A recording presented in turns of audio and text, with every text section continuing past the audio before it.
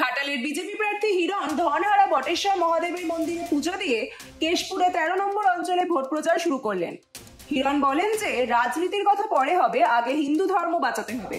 সন্দেশখালীতে যেভাবে হিন্দু মহিলাদের বেছে বেছে নিয়ে যেত এবং পিটে করার নাম করে 12 বছর ধরে শেখ শাহজাহানের তৃণমূল বাহিনী ধর্ষণ করত, তাই কেশপুর থেকে তৃণমূলকে উচ্ছেদ করতে হবে।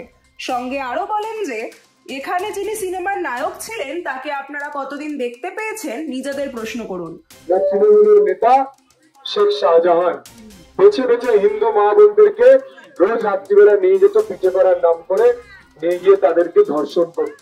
সন্দেশখালীতে যেভাবে আমাদের মা বোনদেরকে শেখ শাহজাহান, তৃণমূলের গুন্ডা, তৃণমূলের নেতা এবং তৃণমূলের অন্যান্য নেতারা মিলে আমাদের সন্দেশখালীর মা বোনদেরকে একদিন নয়, এক মাস নয়, এক বছর নয়, 12 বছর ধরে ধর্ষণ করেছে আমাদের সন্দেশখালীর মা বোনদেরকে রোজ রাত্রিবেলা ডেকে নিয়ে যেত পিঠে করার নাম করে। আপনারা একবার ভাবুন, মা বোনেরা কি ভয়ঙ্কর যন্ত্রণা সহ্য করেছেন আমাদের সন্দেশখালীর মা বোনরা। কারা ধর্ষণ করতো?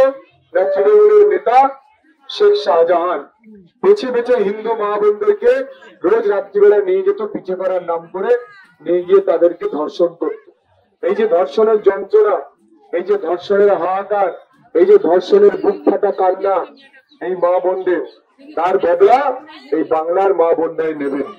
চলো ঈশ্বরের কাছে আশীর্বাদ চাইবো যে সন্দেশখালীর মতো যে সমস্ত মা বোনরা এখনো তৃণমূলের দ্বারা অত্যাচারিত, ধর্ষিত হচ্ছেন, তাদেরকে ঈশ্বর যেন কৃপা করেন, তারা যেন জীবনে মুক্তি পায়।